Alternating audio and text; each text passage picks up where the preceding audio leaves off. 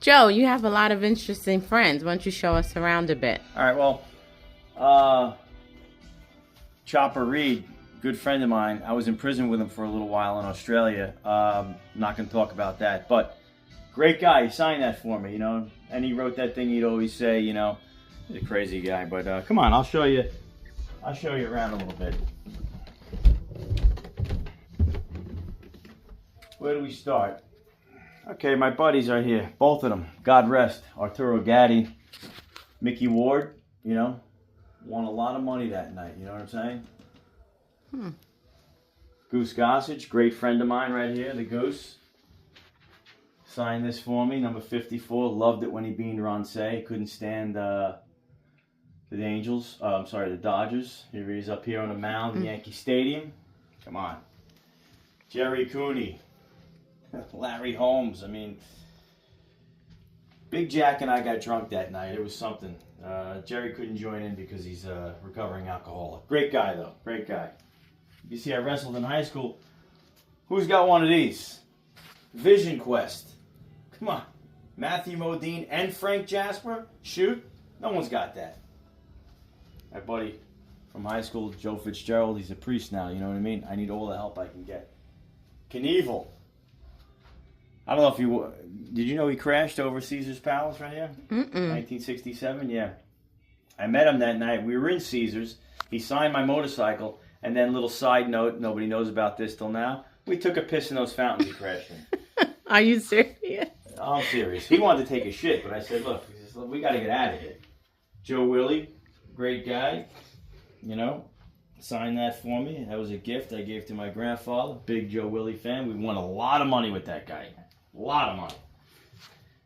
Smoking Joe Frazier. We were hanging out one day. I go, Joe, where's the robe? Where's the robe? He didn't know what the hell I was talking about. I had to find it for him. He was drunk. Blackberry brandy was his thing. Great guy. Look, he signed me to James. I had to spell it for him. He was so drunk. But great guy. De Niro, Bobby D, before he went nuts. You know what I mean? Jack Nicholson. I bet him on a lot of Laker games. Great guy too. Lives up in the hills. My mind right here. God rest your soul. Burt Reynolds. Burt Reynolds. He gave me one of his Trans Ams down in Jupiter, Florida. Really? Yeah. He gave me one of his Trans Ams. We're not going to talk about exactly how it went down, but let's just say he owed somebody something, and, he paid up with the Trans Am. Here, Bucky Dent, Mike Torres. Big game. Let's just say Bucky hit that home run. He knew a pitch was coming. Enough said. Sack exchange. Joe Klecko, Marty Lyons, Abdul Salam, Mark Gastineau. Abdul Salam has me over every summer for the barbecue, the family barbecue. Fantastic guy. Oh, Mike Tyson, Iron Mike, yeah. Great kid from Brooklyn. He wanted me to do the DMT with him. I'm not a drug guy, wouldn't do it. We got drunk though, and I'll tell you, he's a wild bastard. You know what I mean? Talk about shit in your hand and throw it at somebody. I never seen it. What is this, a baboon shit fight? It was wild. But of course, rest in peace. As we said, we started off with Mark Brandon Chopper Reed, great guy. But those are the boys, my friends, you know what I mean? A lot of them are gone. God rest their soul. I hope I see him again one day. We partied. We bet on a lot of sports. Got in a lot of trouble. But hey, it's all in a lifetime. You know what I mean? I'm a story of wasted talent. You know, I'm like that guy C in that movie, whatever it is, Bronx Tales. All right. Hey, Joe. Hey, how are you? Good, good. So you can just come in, have a seat. We're going to hand you a mic. Okay. And this right now is Thank you. kind of like, you're welcome, the warm-up before the big interview. Okay. So I'll just let you know that the questions I'm going to ask you, and you're going to start with your pedigree information, if you want to talk about where you grew up and how you ended up at on the news station out here. All right. Let's just start off. I don't know if you know this now. My real name's not Joe.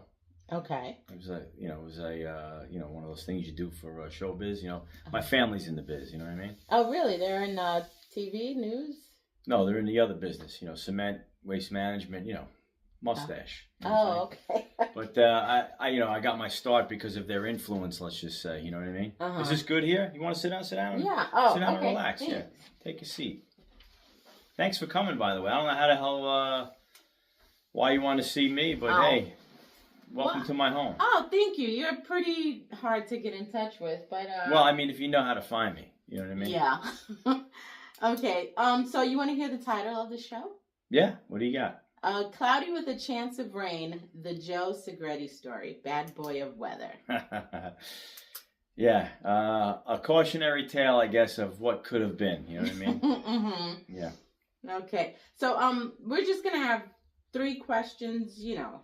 Just regarding your time at the news station. Okay. And the first one we're gonna start with is the DWI incident. You want to give a little more context? All right. Well, first of all, they sent me to Herkimer, New York. Mm-hmm. All right. I'm a Long Island guy. You know where Herkimer is? No. Yeah, neither does anybody else.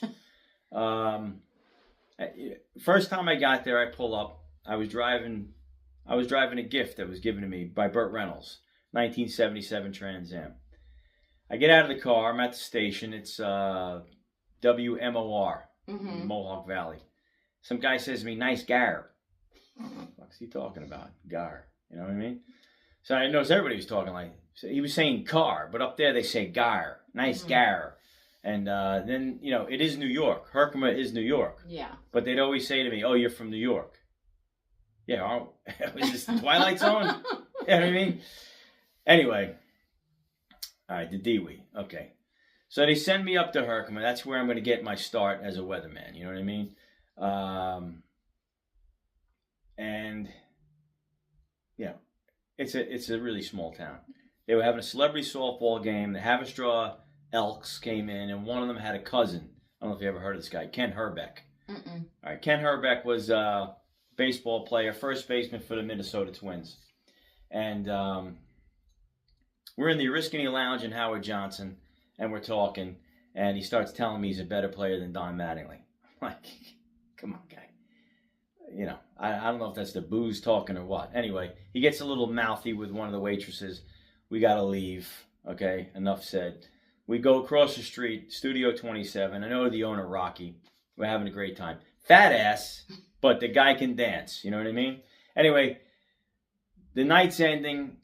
I gotta get him back. He's staying right across the street, the Mohawk Valley Motor Inn. You could have literally thrown a softball through the windshield, the window of the place, but he wants to ride in this Trans Am.